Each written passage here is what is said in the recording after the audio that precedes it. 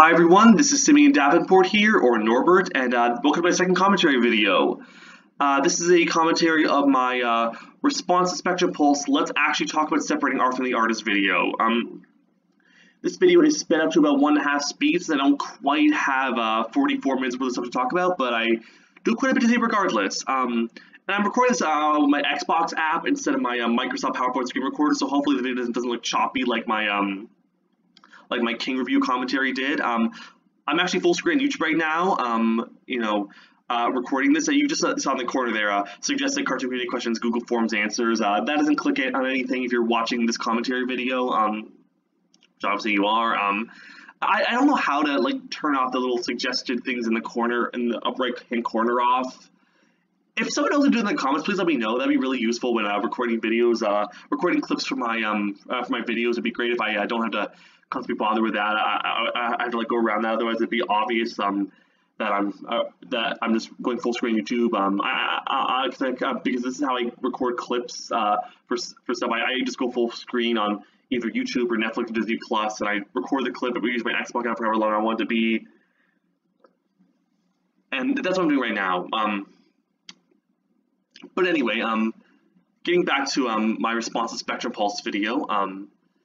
I uploaded this, so Spectrum Pulse's original video was uploaded on May 22nd, 2021. I was actually in the live chat.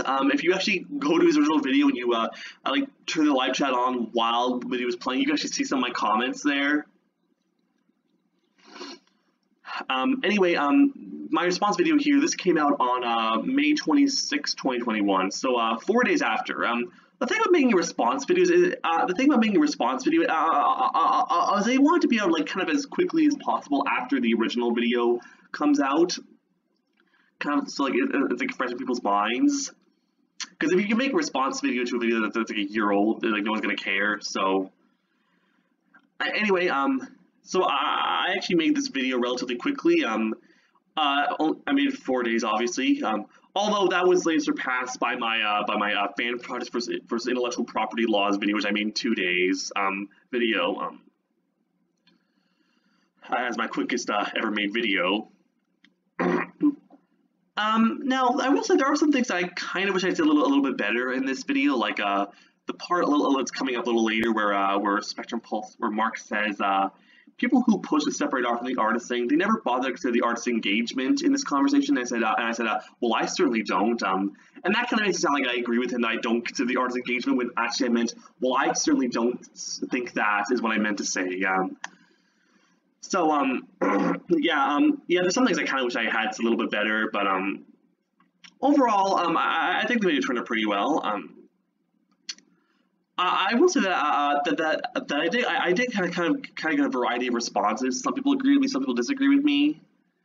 I know a couple of Mark's fans actually saw this video. I guess I saw my comments in the live chat saying that I was going to do this response video. One of them said they really agreed with my points. Another one said that they thought a lot was misunderstood. They thought that my caveman the caveman analogy I came up with was misunderstood. It was clearly metaphorical. And a lot of my takes were bad faith or whatever, but also when after this video came out, I think the day after, in Twisted Dan's server, Twisted Dan's, I actually did a live chat with him on No Parking Barrier DJ's live stream where we talk about network politics, and he mentioned that he I think another person in his server said they didn't really agree with some of the stuff I said in my video. I don't remember exactly what it was. That was a while ago. That was over a year from now. That was over a year ago today. But from what I remember, they didn't really agree with. There's on the corner there. So that's the animation live stream on DJ's channel I was mentioning about just a second ago. Yeah, but I just kind of want to make. I think it was also kind of a good a way to make a to kind of talk about separating art from the artist. I kind of wanted to talk about separating art from the artist for kind of a while, but this video kind of gave me a good opportunity to do so. Like I said, I wanted to make this response video ever since I heard that Spectrum Pulse was making it. And like I said, it kind of didn't go in the direction I thought it would. I thought he'd be talking about why you can't separate art from the artist. And while he does touch on that a little bit, he doesn't quite talk about that totally. It doesn't quite go in that direction completely. Like I said before, the cartoon community is much more likely to separate art from the artist than the music community. I have no idea. I have no idea. I have no idea. I had no idea. I have no idea if Mark ever actually saw this video. This was the only video I'm not sure if some of you might know this, but in almost all my videos, I might actually write the first comment below the video and pin it. However, I did not write any comment or pin it below this video, and there's a reason for that. I actually wanted to save the pinned comment for Mark if he were to actually see this video and comment on it. But he never did. I don't know if he even watches response videos. I have no idea if he ever even saw this video. I actually kind of had mentioned it to him in passing a couple times on Twitter. He never responded to those tweets. Also, I remember in the live premiere for his the top 10 worst hit songs of 2021 video, but he was talking for one of his dishonorable mentions. He was talking about the song "Butter" by BTS. That was a dishonorable mention for his top 10 worst hit songs of 2021 video, and the reason why that was a dishonorable mention for him was because a bunch of BTS fans were harassing him for pointing out how the charts were inflated, or again, it was a year ago. I don't remember totally, but how like the numbers were inflated or something, or how it wasn't totally genuine, and BTS fans got mad at him because they couldn't handle him saying that. And I left a chat in the live comment on that video saying, I don't endorse harassment, but I don't think it's fair to punish a song because of a situation surrounding it. Plus, I also feel like Mark is conflating his hatred towards being harassed and his feelings on the actual song. He's conflating those two emotions. And Mark actually in that live chat, he actually pinged me and left a chat himself saying it's almost like an emotional response to it or something like that. Very obviously referencing this video that I'm responding to here, because he mentions the emotional response to art in this video. I don't know if that means he actually saw my response video. Hopefully, if he did ever see it, he can understand where I'm coming from with the whole separating art from the artist conversation and everything. So like I said, I did get a couple of some kind of negative responses on it. This video, I think, was a bit contentious because I realized that separating art from the artist is kind of a contentious issue. People have very strong opinions on one way or the other. However, by the way, this little political compass test you're seeing here, I actually most of the visuals in this video I actually made using PowerPoint. So I made this using PowerPoint, and plus other scenes of the visuals you saw, like earlier in the video where you saw me showing pictures of the scumbags in the entertainment industry, and plus later on when you see the little family tree about how listening to Little Talks or anything maybe Universal Music or NBC Universal could be indirectly supporting Morgan Wallen and the little family tree. I made that PowerPoint too, and just kind of zoomed out. So yeah, I made pretty much all the visuals using like they're using PowerPoint.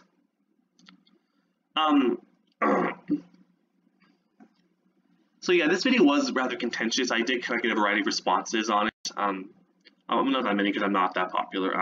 By the way, I should mention here, I made a mistake here. This is a clip from Recast. Both in the video and the description, I say, I think Pie Guy Rules said it best on episode of Stream Soda. I meant to say Recast. Stream Soda was another podcast that Pie Guy Rules did. I kind of mixed the two of those things up. So yeah, I meant to say Recast, not Stream Soda.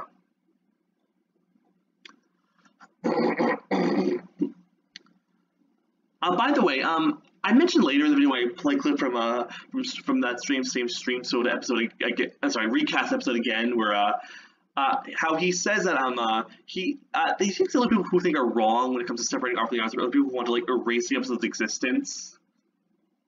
I mentioned later in the later clip on text on screen about how there was a YouTuber named a YouTuber named Cosmodor, who was a cartoon YouTuber, and he ended up getting outed for grooming a minor. And after that, ever since it was after I made this video, but after that, Pie Rules actually did private the episodes of Recast that feature Cosmodor on them, which I feel is a little hypocritical. It's kind of hypocritical for someone to say that it's kind of hypocritical for someone to say that like media that has a problematic persona should not be erased, but if he would do it himself, I mean, it's his channel, he can believe what he wants, but I don't know, I feel like it's a little hypocritical. He's never explained why he really did it. Oh, by the way, the text on the screen right here, Do What You Want by Lady Gaga featuring R. Kelly. That was another piece of media that was erased from existence after Surviving R. Kelly came out. Yeah, so the song is not on iTunes or any streaming service. It's also been pulled from all CD releases.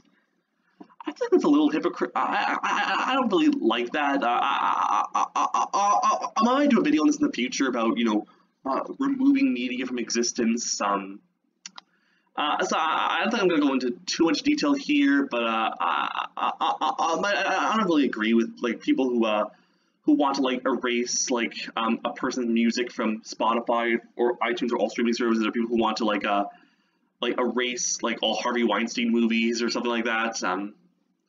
I don't really agree with that mentality. Again, I'll go into detail about this in a future video, maybe. Oh, by the way, there's something else I probably should have mentioned here when he was responding to what's his name? I don't remember this guy's name here. Special Pulse plays a clip from this guy about how I'll separate off from the others if I like it. People, it's kind of easy for people to conflate, their hatred towards the artist's actions and their hatred towards the art they made. For someone like Chris Brown, I mean, Chris Brown is a terrible human being. He beat Rihanna in 2009. He's done lots of other terrible stuff too. I think it's kind of easy for people who don't like Chris Brown to kind of conflate their hatred towards the music and their hatred towards him as a person because they don't really separate art from the artist. And plus, if you never like Chris Brown's music, it's kind of easy for someone to say. It's kind of easy for people to conflate those two emotions. I do understand that to some extent. Take a look at 6ix9ine, for instance. Tekashi 6ix9ine. I mean, he's a terrible human being, and his music is terrible. So, even if I did separate art from the artist, I would still hate his music just as much. So, again, it's easy for people to conflate their hatred towards the artist and their hatred towards their art, but I still do believe that people need to separate art from the artist because good people can make bad art and bad people can make good art. And, Spectre Pulse even, I showed those clips earlier, but Spectre Pulse even admits that he likes songs by Dr. Luke and R. Kelly and Chris Brown. But anyway, another thing I meant to say a lot earlier was probably the most interesting response that I ended up getting from this video here. It came about a week after I uploaded it. It actually came from, and I mentioned this on Twitter, but it actually came from, and you're not going to believe this, one of the victims of John Kricfalusi. I am not kidding. One of John K's victims, yes, the John K made Ren Stimpy, actually saw this video, and they gave me feedback on it. I'm not going to say this person's real name out of respect for their privacy. I'm going to refer to them as the alleged survivor known as Gerbil. And by the way, I should mention here that the alleged survivor known as Gerbil, I actually did reach out to them beforehand. They were okay with, they seemed okay with me doing this commentary as long as they didn't add or take anything away from their feedback. Basically what happened is that the alleged survivor known as Gerbil, they told me basically that every week or so they do a Twitter search for John K to see what comes up, and they ended up finding a little Twitter conversation I had about a week after I uploaded this response video here. Basically what happened is that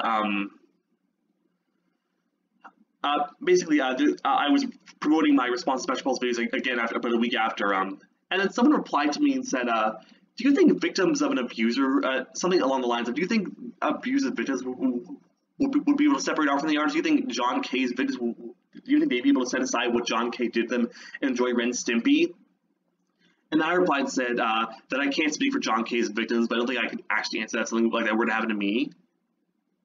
Anyway, the alleged survivor known as Gerbil then watched my video, and they came into my Discord server, which is in my pinned comment, by the way, and also at the end of my video, where I show my socials, and they told me that they really enjoyed my video, and they told me that they've kind of, after some time and some therapy, they've kind of come to accept that John K. and Ren Stimpy will always have fans, and they come to peace with the fact that people will always like it, and people will and the people who say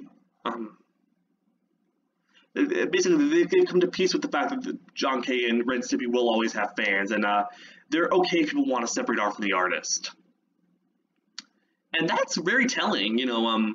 Now, just imagine here that, you know, this person does not speak for all of John K.'s victims, or, by the way, John K. did have more victims besides Robin and Katie, so, yeah, those of you thought they were the only ones, sadly they were not. They were just the two that came forward, like the BuzzFeed article, but, now, of course, I have no idea what Robin or Katie would think of my video here. This person, the alleged survivor known as Gerbil, does not speak for all victims of John K. or all victims of abusers in general. But I think what I really like about this is the fact that it shows that saying separate art from the artist, it's not just something that die-hard fans say of celebrities or people in the entertainment industry to like absolve them of any wrongdoings they've done. Like, if an actual abuse victim can come to accept, well, maybe not accept, but come to understand the mentality, then that's very telling. It's, you know, it kind of goes to show that it's not just something that people say, that diehard fans say. But of course, again, this person does not speak for all victims of celebrities or scumbags. I'm sure I mentioned this in the chat as well when the alleged survivor known as Gerbil and I were talking in my Discord server, but I would think that abuse victims, they would be the biggest opponents of separating art from the artists. I'm sure that they wouldn't want anyone, you know, supporting the people who abuse them. I'm sure that for any any victim of R. Kelly that they can't listen to "I Believe I Can Fly" without feeling awkward, knowing that the man who sang that song was a terrible human being to them. And you know, that's perfectly fine. If people can't, if they can't separate art from the artist, if it makes you feel uncomfortable knowing what a person did, then you don't have to watch it. But you know, if someone does want to separate art from the artist, then they should be allowed to. That's something I didn't really consider when I was writing the script for this video. I might have included something about that if I had considered that. Like, what would abusers' victims think about separating art from the artist? But it's kind of interesting when you think about it. That's another thing again, I want this video to be out as quickly as possible. So, but maybe if I consider that I might have put something here in this video that mentioned about that.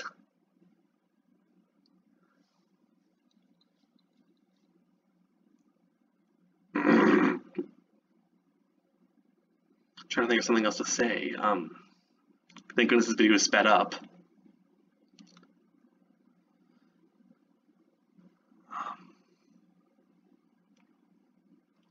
Oh, by the way, that little Voltorb plush right there, I put that because you know, you see that Mark has a Voltorb plush there. I basically just put that like in the background just so it will look a little more like one of his videos. You know, I started the video off by saying, "Hey there, folks, welcome to Norbert. We talk about music, cartoons, art, and culture." That's a reference to Spectrum Pulse saying, "Hey there, folks, welcome to Spectrum Pulse. We talk about music, movies, art, and culture." You know, I kind of did that just to make the video kind of look a little more like him, kind of like his videos. So that was a nice little touch there. But I know when the camera focuses, it kind of stays still while everything else moves. I'm a little surprised I didn't put my like hands like in front of it or like behind.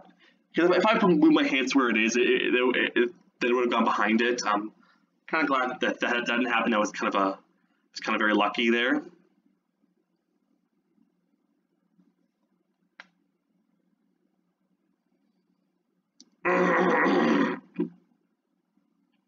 I mentioned this on text on screen, but I actually was the person whose question of the week they answered for this episode of Recast. So I was the one who asked about kind of separating art from the artist and whether it's different mediums, and I'm going to talk about this in just a little bit, but yeah, it is a little bit different mediums. People in the cartoon community are more likely to separate art from the artist, but in other mediums, people might not be as willing to, especially in music. But I believe it can be done in both.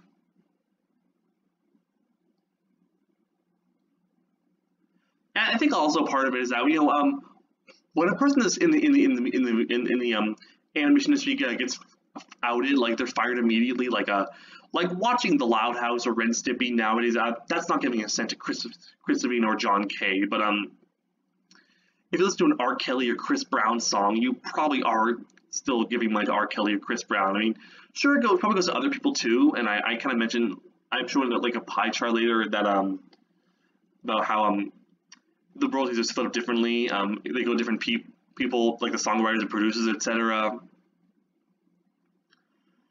But you probably are still giving money to Chris Brown or R. Kelly listen to one of their songs. I personally think a better solution, like rather than trying to delete their trying to delete their media. Oh, the Double Agent, that's what his name is. I think a better solution rather than deleting the media from existence. I think a better solution would be whatever royalties like a scumbag in the music industry like R. Kelly, whatever money he gets off of people streaming I Believe I Can Fly. I think that maybe that money that cut of money he would get, I think that should either be proportionally split between everyone else who's profiting off of it. Either that, or it should go maybe to some charity organization that is standing up against sexual assault in the music industry. I think that'd be a better solution than trying to erase the media from existence. But of course, no one's gonna fully agree on the topic of separating art from the artist. Again, this is a very contentious issue, and not everyone's gonna agree on what should be done about it. Oh, by the way, that pie chart, that's hypothetical. I probably should have put something on screen that said that's hypothetical. I don't actually know how royalties in the music industry are split. I probably should have put some sort of a note or something like that. But yeah. Again, I actually made this family tree that kind of zooms out here. I made this in PowerPoint, and using using my video software, I ended up zooming out. By the way, the Morgan Wallen is kind of covered up by my Norbert watermark in the corner there, so that kind of ruins it. But yeah. But yeah, I'm not really sure how royalties in the animation industry are split up. So I really don't know how I don't actually know how much R. Kelly or Chris Brown ever gets how much money they get off their music. Although again, I know in the animation industry, John Kay is not getting a cent off of Ren and Stimpy now. Oh, speaking of which, it's kind of funny that I'm recording this video on September 11, 2022. Only a few days ago, there was a poster for the Ren and Stimpy reboot that's coming out. And Robin, one of the girls who John Kay abused and who led a BuzzFeed article, she actually is working on it as a consultant. The alleged survivor known as Gerbil mentioned that what did they say? They said that that Robin and Kay tried their best to stop it, but eventually they decided to bring on Robin as a consultant. So Robin did agree to work on it as a consultant. So hopefully that should make people who despise what John Kay did feel a little less guilty about watching this Ren and Stimpy revival. Actually, there's another example kind of similar to this whole a possible victim is okay with people still watching their abusers work or something along those lines. So last month, Jeanette McCurdy, the actress who played Sam on iCarly, she recently released a memoir called I'm glad my mom died, where she kind of details about you know what it was like working on iCarly, how she didn't never want to be an actress, but her mom forced her into it, and there were some excerpts that kind of went viral beforehand, like she mentioned how someone called the creator forced her to wear a bikini and drink alcohol, who a lot of people think is Dan Schneider. For those who don't, for the two of you who don't know, Dan Schneider, a lot of people believe that he's a child predator. It's been an open secret for a long time that Dan Schneider has acted inappropriately on his sets, and he has a thing for bare feet, has an alleged foot fetish, and a lot of people think he's guilty, even though there's been no concrete evidence or direct allegations. But this memoir is probably the closest thing there's ever been to something that exposed Dan Schneider completely. And plus, she also mentioned that apparently Nickelodeon offered to pay her $300,000 to stay silent about her time at Nickelodeon. She refused, which is also very suspicious. But and there are a lot of people saying that like iCarly doesn't hold up anymore. They no longer feel comfortable watching it. And Jeanette, I tweeted this a few days ago, but Jeanette McCurdy actually said in an interview that she's actually okay with people still watching iCarly and Sam McCann, still liking it. So, you know, and I feel like you go without saying anyway. I feel like people should be able to enjoy what they want without like having to feel guilty about it. You know, if you like a show, even if you know that the person you know, the person who made it was a bad person, you should still be able to like it and not like, don't let anyone make you feel guilty for enjoying what you like. Like, enjoy what you want and don't let anyone make you feel bad for enjoying the things you genuinely do like. It doesn't mean you're endorsing them. I mean, it doesn't mean that you're endorsing them. And as long as you're aware of where your money may be going, then I don't think there's anything wrong with still watching iCarly or Ren Stimpy or listening to Chris Brown or R. Kelly or whatever. Again, some people might disagree with that, but that's what I personally think.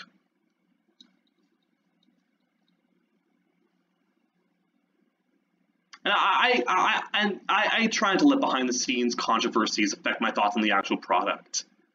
And even knowing about all the scummy things that Nickelodeon has done, I'm still a fan of Nickelodeon.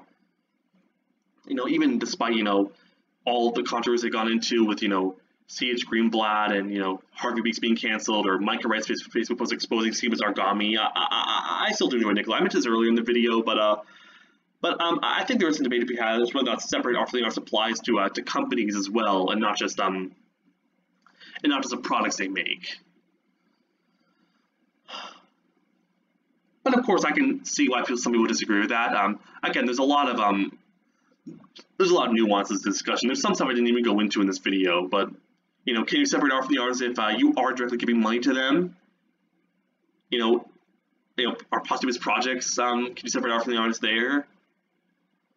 You know, stuff like that. You know, like I mentioned Cosmodore earlier, how we got out of for grooming a minor. You know, is it wrong to still watch Cosmodore's videos if you genuinely like them because you are directly giving money to him? Which, I mean, I'm not sure if his videos are still up or not. I haven't seen any of his videos since he got outed, but I don't have the answer to that question. That's kind of up for each individual person to decide. Personally, though, I'm pretty comfortable. I'm usually unfazed by. Well, it's not that I don't care. I'm usually not that troubled by even supporting things by people who I know are scumbags. Support what you want. Don't let anyone make you feel guilty for it. If you don't feel comfortable supporting something, then you don't have to support anymore. But don't make other people feel guilty for it. Come to your own conclusions. The video's gonna end soon. By the way, at the end of the video, I'm not sure if anyone saw this. After my socials, I showed the clip of Spectre Pulse saying, "I mean, sit down, Carl. You're not really that. Sit down, Carl. You're not really that cool. You're not nearly that cool." I'm not sure if anybody actually saw that. That was after my socials. I think that's after most people ended up watching, ended up finishing the video. But yeah. I just thought it'd be a funny thing to put at the end there. Funny to see him Spectrum Pulse reference Jimmy Neutron. But the video's gonna end soon, so I think I'm gonna wrap it up here. So thank you for watching, everyone. Hopefully you enjoyed. Let me know in the comments below what my next commentary video should be. I think I know what it will be, but let me know down below and let me know what you think of separating art from the artist. See you next time, guys. Bye.